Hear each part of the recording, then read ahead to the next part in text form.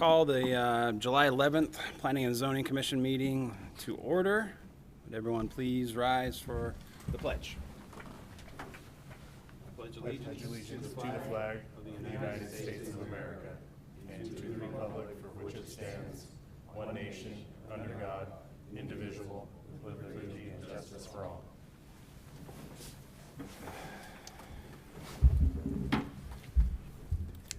We could start with a roll call, please. Carey, Here. Walton, Here. Stephenson, Here. Schlotthauer. Here. Ceremonies, announcements, appointments, presentations. Yeah, so today is National Blueberry Muffin Day. So yeah, when you're done here, if you haven't got one, there's the packets of blueberries on your way out. It's also Slurpee Day, so if you want to go by 7-Eleven, you know. Yeah, and fight that crowd. To fight the crowd. So. Have fun with that. All right. Any amendments to the agenda? No amendments. Declarations of conflict, ex parte contacts, site visits. No. Nope. All right, seeing none. Consent calendar, please. Yeah, we got action item A. It's the meeting minutes from June 13th of this year. All right. I think that was a quick meeting, so if anybody has a motion for that. I move to approve the consent calendar as presented. I'll second. First and a second.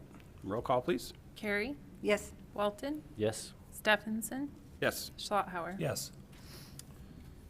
Next item, citizen issues. This section is regarding, is on the agenda reserved for citizens wishing to address the commission on any item that is not on the agenda tonight. Persons wishing to speak will have 5 minutes. Seeing that we have a light audience, anybody want to speak? All right. Moving on, item number 3, unfinished and old business. None? None. All right, next item will be public hearings. So we'll open the first and only public hearing tonight, Montrose PUD amendment.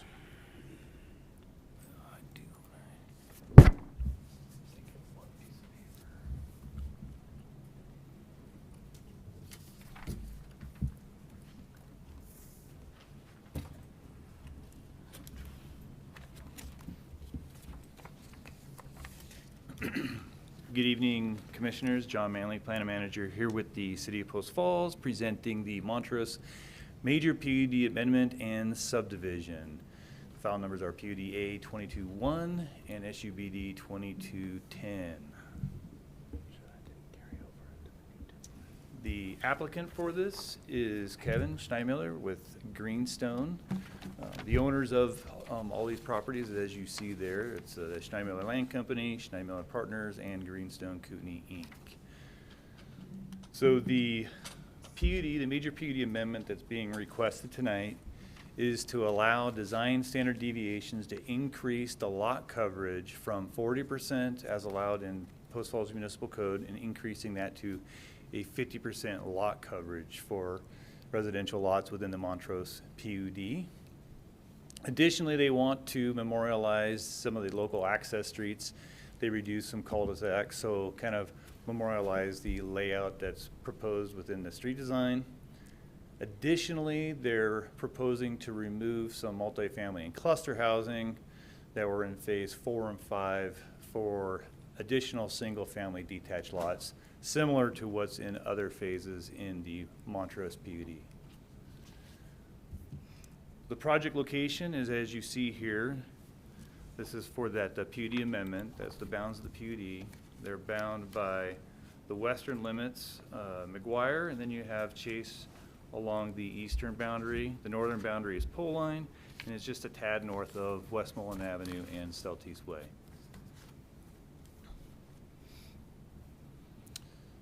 So the current land use, as I kind of referenced, majority of it now is a developing Montrose community. There are some vacant, undeveloped areas.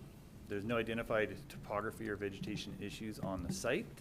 Water service for this area is provided by East Green Acres Irrigation District, with sewer being provided by the City of Post Falls.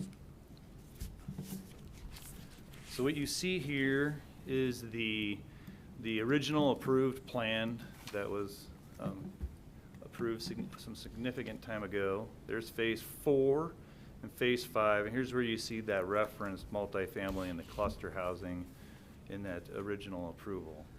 You also can see here that the net reduction of housing units for these would go from 769 to 465. So a little over 300 housing units would be reduced for those areas. There's the current, most recent aerial we have of those undeveloped portions of the PUD. And here's, you see this exhibit was in your staff report. You can see that proposal to remove the cluster and the multifamily for both phase 4 and 5. Both these were exhibited as part of that original approval. So now going to the PUD review criteria, there's 4 slides or 4 sets of criteria. The first one is looking at the proposed PUD provide for adequate utilities, services, and parking to service the proposed development. Would like to note that nothing in their proposal changes these elements as part of the original proposal. The water supply system is, like I mentioned, East Green Acres, and there's going to be a net reduction in units in that area. That also follows suit with the wastewater collection system and other utilities. And just like the other ones, we require 2 off-street parking stalls for each residential unit.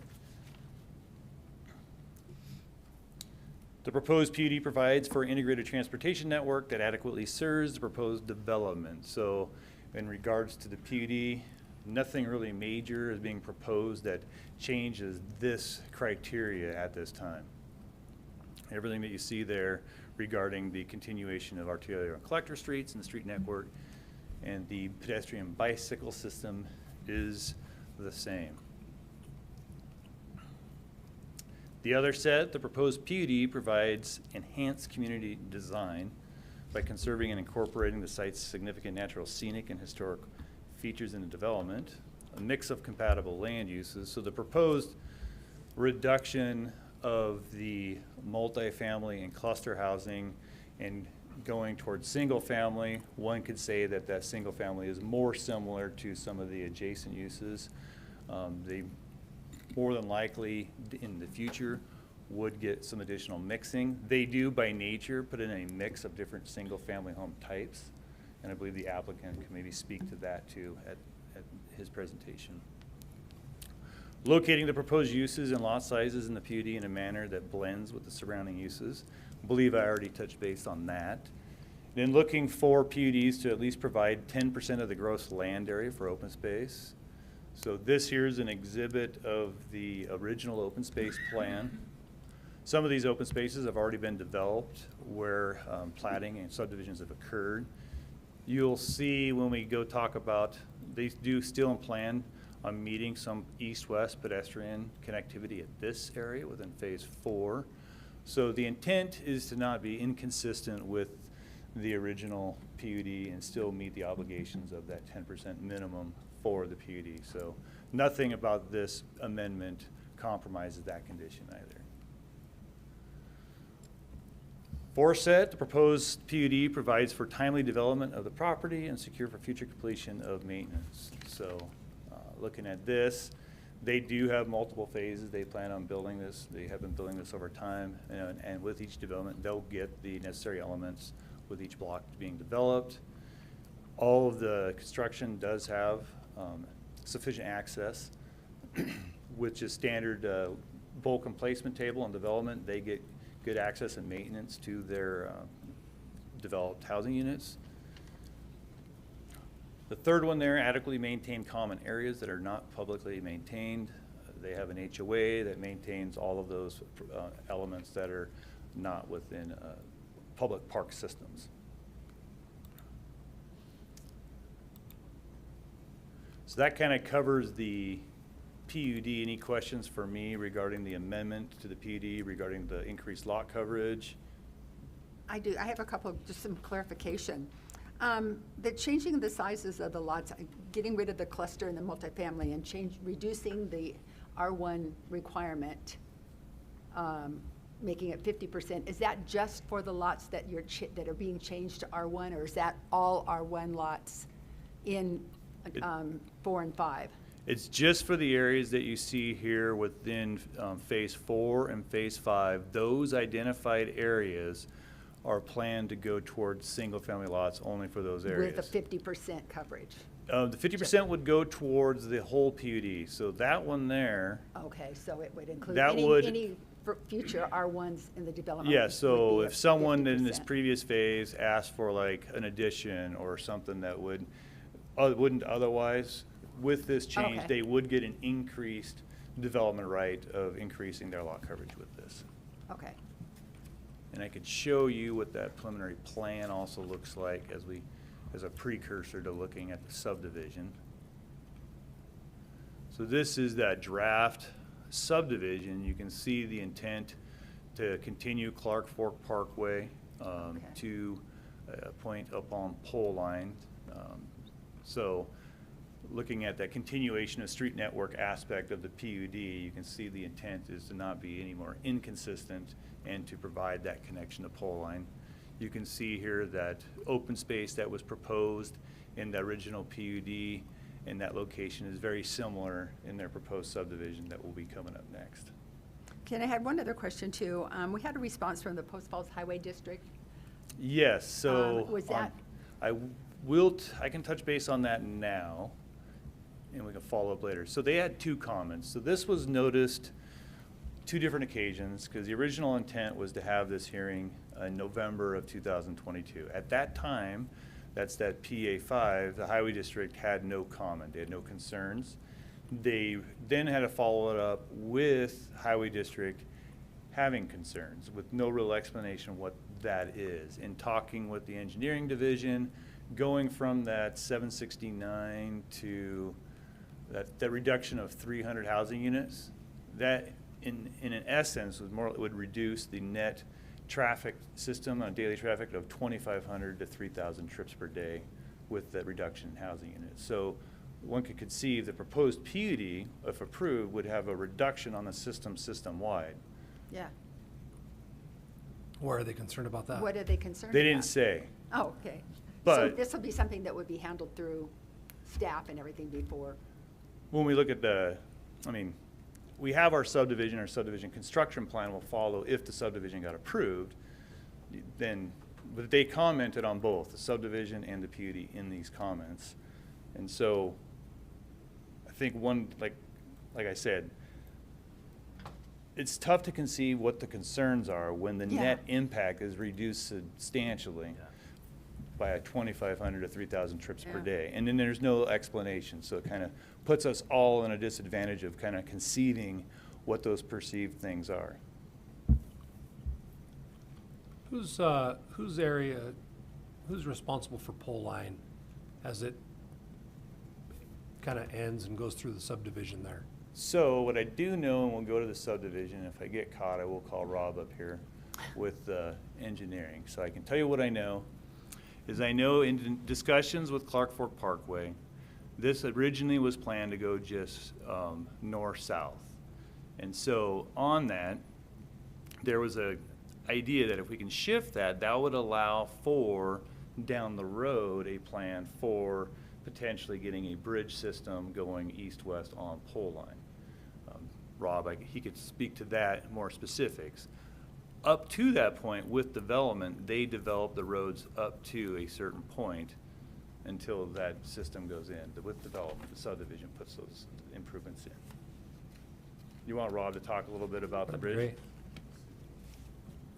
I bet Rob knows all about it. Members of the commission, Robert Paulus, Assistant City Engineer. Your question was first off as to who's responsible for taking care of the roadways in that area. Both within the Montrose subdivision, the public roadways, and then the roadways around the exterior, being Pole Line Avenue, McGuire Road, are fully within the city of Post Falls, and the city of Post Falls maintains and operates those roadways. As John was discussing about the bridge, we do have in our transportation master plan and have had it for a long period of time. Our long-range goal is to see Pole Line Avenue be a straight shot and either the railroads go away or that we provide for a structure to go over the railroads as necessary. Our master plan and our impact fees are predicated on, I think it's around a $8 million investment. That was in 2018 dollars, so it's higher now, of putting a bridge over the railroad. And so the highway district doesn't have They do the not- adjacent section of pole line? No, they do not. The city of Post Falls has Pole Line Avenue from McGuire Road east, all the ways to almost Meyer Road. And then Post Falls Highway District would be west of McGuire. So, you know, speculating a little bit, part of the concern would be whether it's the original subdivision as presented or even with the reduction. At some point, there's going to be having to look at the intersection of Pole Line Avenue and McGuire Road and make improvements with that. We do know that within our master plan, McGuire Road in this area is identified to be a 5-lane roadway. And when we get to the point where that goes in, I think we will be taking a look to see, are we getting the traffic volumes where Pole Line and McGuire also need to be either signalized, a roundabout, or some other traffic control device. Any other questions?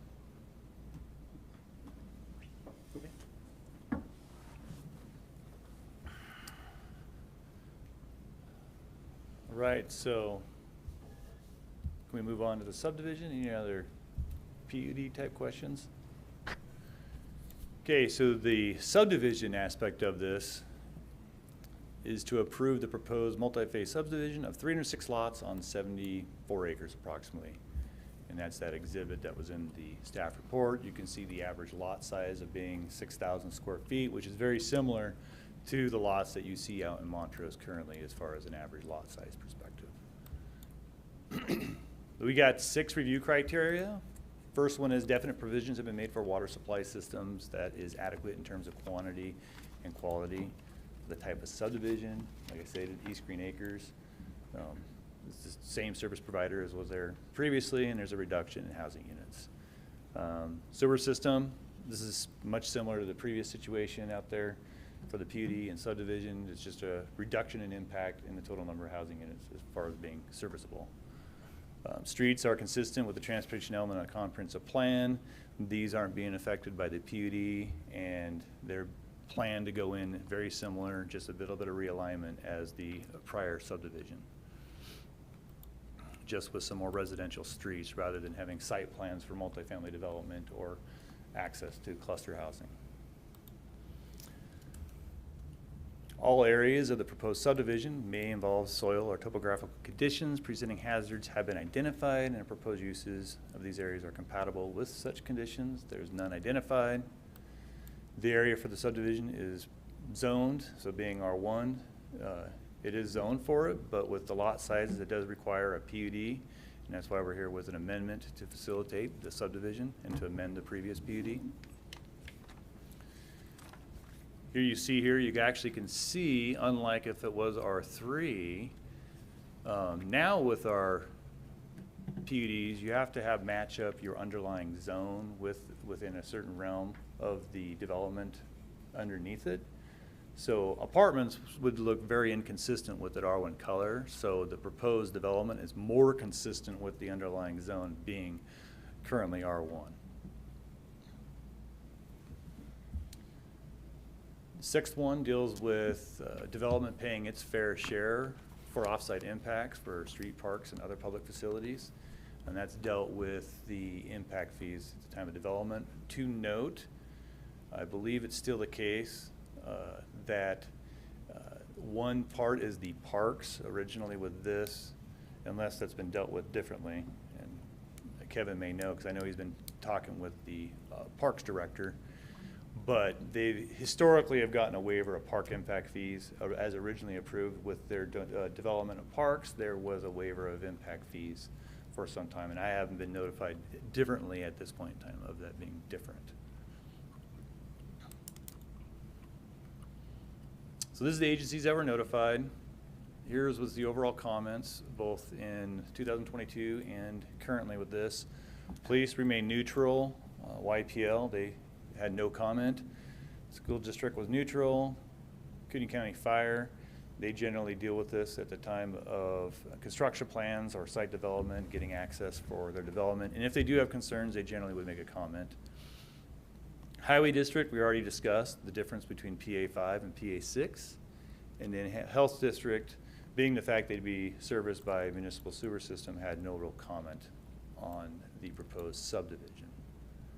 So as an additional note, this will have two motions, one for the PUD, which will be done first to see if it would be amended, and then the second one would be for the subdivision.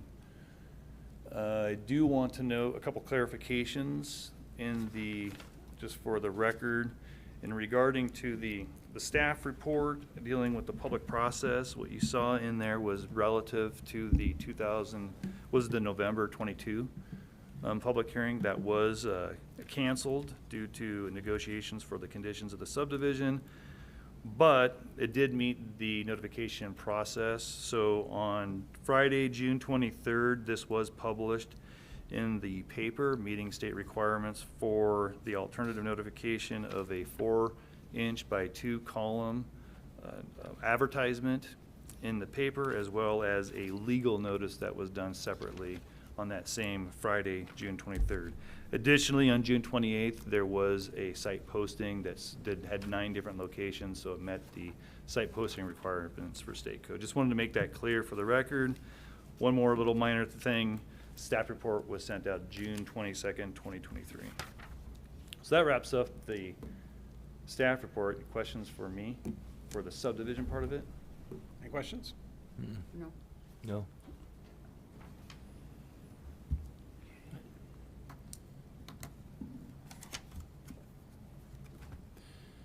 Applicant?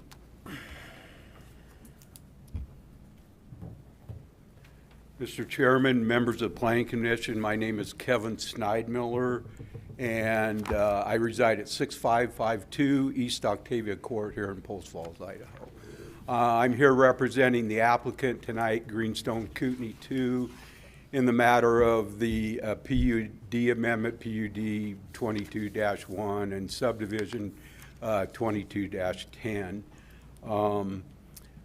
We are requesting approval of an amendment to the Montrose PUD, which was originally approved in 1998, and Mr. Manley went over most of the the details with that. We're also requesting approval to subdivide 75 acres within the Montrose PUD. This site is generally located east of McGuire Road and south of Poline Avenue. And is existing R1, which, as Mr. Manley said in the PUD, had some cluster housing. We feel that this request is consistent and is actually one that's somewhat unusual, where we're seeking a reduce in density. And there's a reason for that. We've had the cluster housing opportunity in the Montrose PUD and the original subdivision since its inception, and we've never really utilized it. It didn't fit quite right with what we were trying to do. And certainly as Montrose has continued to develop and the areas around Montrose have developed, we came to the conclusion that this location is best suited for single-family detached housing. It really blends well with some of the housing opportunities to the north, which are small acreages, 1/2 to 1 to a little bit larger. So that's why we're here. Again, the development agreement was executed at the time and has been the guiding document since the inception of Montrose. And I'll interject that, as Mr. Manley stated, at that time, part of that agreement had some items in it, and there actually were no park mitigation fees back at that time. But the agreement stated that if there ever was to be, the city was to adopt park mitigation fees, we would not have to pay those. In lieu of that, we would provide certain park improvements and also land. And so we have just completed that. Originally, the original agreement called for about a 7-acre park, a 10-acre parcel of land for some type of future public use facility, and then also some additional land to be determined by the city. And over the last 18 months, we've been working with the Parks Department. Obviously, their needs have changed somewhat, and so we've determined that we would provide a combined site that accommodated the park, the public use facility, and a smaller park. And in addition to that, we're required to provide a certain level of dollars to provide improvements to some level of that. So again, we've executed the transfer of about 22 acres of land to the city. It's directly east of the Orgill facility, outside of this request, but that was done, and now we're moving on to the next step with the Park Department in design of, most of it's going to be ball fields, softball fields, and soccer fields and so forth. And so we're now moving into working on design of that. And the first phase that we'll be financially responsible for is currently planned to be finished in 2024. So that's kind of exciting. We look forward to that, and I know it'll be a great asset to the city. Moving on, over the past 20 years, we've come before this body and the city council multiple times for preliminary subdivision and modifications to the PUD. And at the time of inception of Montrose and all of the other master plan communities Greenstone does, we knew that would be part of the process over a 20 or 25-year period. Conditions and markets change, and so that's a pretty natural process. Originally, the entire PUD was also preliminary platted, and we reached a point where that expired, and we chose, rather than to preliminary plat everything again, we would break it into smaller chunks, knowing that we would be before this body. And so that's what you see tonight. We completed one in 2016, and we've now built that out, and we'll likely be before you one more time sometime in the next year or so with the southern portion of Montrose. So some of the previous changes that have been requested were associated with market conditions and changes to the existing conditions. So since the original PUD and design standard deviation approval, we've had multiple deviations approved through this process. Again, the entire PUD was originally about 467 acres, and we're roughly about a little over 50% built out, probably about 60. Again, we're proposing that the preliminary subdivision be built out as R1, single-family detached, and that's an error, and there should be no industrial. So the proposed design standard deviation is to increase lot coverage from 40% to 50%, and the question was asked of Mr. Manley. This would apply to the entire PUD.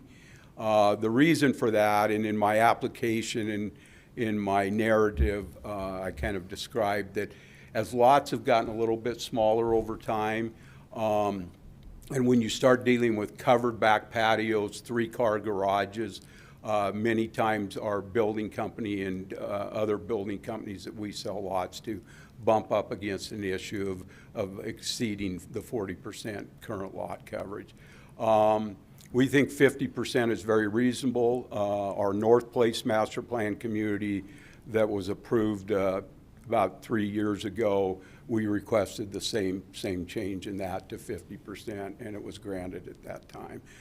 We've work closely with our building partners, and 50% really addresses all the issues that they currently face. So, again, I'm not going to cover too much of this. Mr. Manley covered most of it. The open space is 7.53 acres.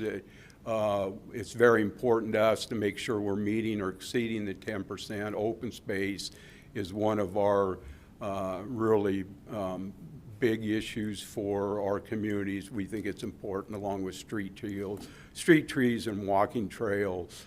And so, again, we always are making sure we try to exceed that. So again, this is the preliminary subdivision as we're proposing it. For some of you that have maybe been out there, and Mr. Manley kind of touched on it, currently Clark Fork goes directly north and intersects with Poline. The reason for that was when West Ridge Elementary School was built, and we worked closely with the city staff, the engineering department. We had to perfect the railroad crossing because the railroad was requiring at that time, the current pole line crossing to be closed. So that road that goes out to pole line, if you've been on it, you know that there's no curb or sidewalks. It's simply a temporary road that we determined at that time with the engineering department that was appropriate. At that time, we probably expected that it would be in the same alignment, but through this process and working with the engineering department and planning, because of what Mr. Paul has described, the potential for a bridge and needing some additional room, we agreed that realigning the intersection of Clark Fork to pole line seemed very appropriate. So we addressed that in this. You'll also see in one of the proposed conditions by staff, there's currently a temporary road that goes out on the kind of southwest side of the slow-speed rail and ties into pole line. That was kind of at that point, all we had to access West Ridge was the temporary road coming off of pole line, and then so this was a way to get back to pole line. We agreed with staff to give them some more time to work out their master traffic plan, that we would leave that temporary connection in place until July 1 of 2025. And at that time, we'll determine based on development location if it needs to go away, and very likely we'll probably have some further communication with staff. So. This is an exhibit that kind of shows the open space and the linear corridor that Mr. Manley mentioned. The one change that you see originally, you can kind of see in the dark line, it was potentially going to cross the high-speed rail. That was back in the day when there was discussions of the bridging of the valley and moving the high-speed rail out along Highway 53. I think my estimation is that's likely not going to happen anytime, at least in our lifetime. So you can see we're tying it back to McGuire Road, and we already are perfecting a trail system on the west side of McGuire Road. So it kind of fits, it ties in. We're proposing in this 2 small pocket parks, one on the north side of the slow-speed rail, and one kind of in the middle of this proposal. As we always do, they'll have some type of playground equipment and different features. Likely one of them might have a small splash pad or something. We've done those. They seem to be popular. But this will have a trail system in it, like an additional one further to the south. Until the low-speed rail is abandoned, we won't be able to make the connection across there. And Mr. Melvin and I have been waiting for that to happen for quite a few years. So, and it will eventually happen. It's going to be a wonderful asset to the community once that goes away and the trail system leads out into the prairie. So, so we're prepared to do all those improvements as part of this proposal as we develop this in phases, so. In conclusion, we believe the proposal is supported by the comprehensive plan, goals, and policies. We also believe that the proposal is consistent with previous PUD amendment and subdivision requests. It conforms substantially to the original Montrose PUD, reduces the overall density, and we do concur with the proposed conditions that the staff has put in their report. So we respectfully request approval. I'll be happy to answer any questions. Any questions? I just have a real quick, just a curiosity question, I have forgot this. Are your parks, public parks that the city is taking over, are they maintained by your HOA? The ones that I described will be maintained by the city. Yeah. Okay. All of the other parks within Montrose are all private parks maintained by the HOA. The green space that I showed in this slide would all be. Those two large ones? Yeah, they would all be maintained by the HOA. Yeah. So in the staff conditions, condition 8 calls for the forming of an HOA. Is that There's already an there's HOA already in so place, there's yeah. not going to be a new one for these two Yeah, phases? it's the Montrose Master Homeowners Association that covered the entire PUD acreage of 467 acres, so, yeah. Anything else? Okay, thank you for your time. Thank you. Any public testimony? Nope. All right, no need for a rebuttal. Close the hearing. So as John said, we got two motions here. We'll start with the PUD, correct? John, I have a question on that, though. Does the conditions follow both? Should be just, I mean, because we have two different motions. So are the conditions attached to each motion? Yeah, historically, we've done a PUD and the agreement goes with both. Okay, so at each motion, you'll include the conditions. Yeah, they follow the whole project as a whole. Yep. So similar to what's in the book, you're gonna Condition on make the both of them. motion and with the subject to the conditions found in the staff Okay, report for both of them. thank you.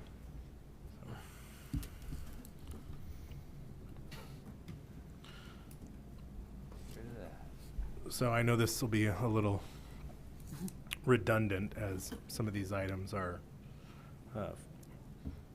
should be fairly quickly to go through for the PUD. So I think John's gonna pull it up, but I keep accidentally clicking something. So there we go. all right, so the first review and approval criteria for PUDs, there's 4, but each one has a smaller subsection. The first review criteria is the proposed PUD provides adequate utilities, services, and parking to service the proposed development. And then the first subsection is providing public water supply. It was noted they're all public. And these are It all is there and it existing will though, be. right? Are there any of these that change, are there any of these criteria that have been affected by the change to the PUD that we can evaluate? Seems like none of these are affected. Yeah, so the water supply system is the same. It's East Green Acres. Wastewater will be the city. The parking doesn't change. So I can just kind of go and check the box if I can get nods. Yeah, any of these that haven't changed, I don't think. yeah, I don't there's think any they've point going over. changed. We talked about them already. It's just adding on to a development that's been there for quite a while. All right, so I'll move on to the second criteria. I think this does change as far as the traffic volumes, but PUD provides for an integrated transportation network and adequately serves the proposed development by providing the continuation of arterial and collector streets and meeting the standards for traffic value in the manner consistent with the master plan. Well, yeah, if anything, it's going to reduce what was the original. Agreed. Yeah. Local street network shows adequate traffic circulation. Yes, And do they provide pedestrian and bicycle system to provide adequate circulation in entire development and to all open spaces? yes, Yeah. Trail system. Parks. All right, set 3. The proposed PUD provides enhanced community design by conserving or incorporating site-specific natural, scenic, or historical features in the development, if any. I don't think anything was identified. Integrates a mix of compatible land uses in the development and adequately buffers or separates from any incompatible uses in the development. I think we got rid of the incompatible use. Yeah, we got rid of the incompatibility. This is only gonna possibly. make it blend together with what's already out there. Okay. Locating the proposed uses and lot sizes in the proposed PUD in a manner that blends with the surrounding uses, neighborhoods, and public facilities located in the city. Yes. Yes. Yep. Okay. And providing at least 10% of the gross land area for open space. All right, John? Yes, All right, set 4. PUD provides for timely development of the property and security for future completion and maintenance by ensuring each development block contains the necessary elements to exist independently from future blocks. yes, Each building in the development has sufficient access around the structure to allow for continual maintenance and building access for emergency services. yes, Yep. And ensures that a funding mechanism exists to adequately maintain common areas that are not publicly maintained. the HOA. That, yeah, HOA, yep. All right.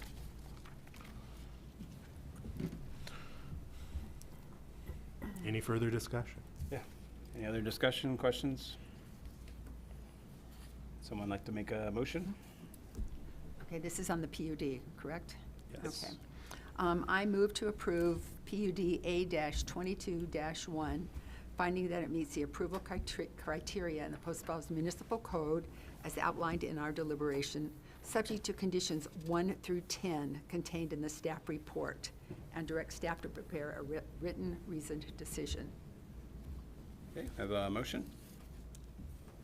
I want a second. I'll second. All right, and we have a second. Roll call, please. Carrie, Yes, Walton, Yes. Stephenson, Yes. Schlotthauer. Yes. I will do the subdivision review criteria. All right, definite provision has been made for water supply system that is adequate in terms of quality, quality for the type of subdivision proposed. and it has Yeah. public City water water. system, Yep, city water, kind of talked about this. East Green Acres. Or East Green Oh, Acres. East Green Acres. City is the waste. Okay. Not quite as good, but. All right, next one. And here's the answer. Adequate provisions have been made for public sewage system that can, and that the existing municipal system can accommodate the proposed sewer flows. yes, Yeah, that's Yep. going to be the public same. sewer system. Yep. Proposed streets are consistent with the transportation element of the comprehensive plan. Yes, as presented. Mhm. All areas of the proposed subdivision which may involve soil or topographical conditions presenting hazards have been identified, and that the proposed uses of these areas are compatible with such conditions. None were identified. None were identified, yes. The area proposed for the subdivision is zoned for the proposed uses, and the uses conform to the other requirements found in this code. Yes, Yeah, everything around there is R1. So. Next one. 6. The developer has made adequate plans to ensure the community will bear no more of its fair share of cost providing services by paying, furnishing lands, or providing other mitigating measures to offset impacts to streets, parks, and other public facilities of the community. It is the expectation that, in most cases, offsite mitigation will be dealt through the obligation of paying development impact fees. yeah, they'll be paying the impact fees as they develop out. So, yeah, outside of the park one, but it sounds like that has other plans going on that has been working, so now we'll continue. Just the 6, right? Yep. Yep. Okay, any questions, discussion? Would like to point out on criteria 5, the reason why we had the PUD first was it's not only is it consistent with the R1 underlying, but the PUD that you just recently approved. Mm-hmm. Yep, makes sense. All right, if there's no other questions, entertain a motion, please. Okay. I move to approve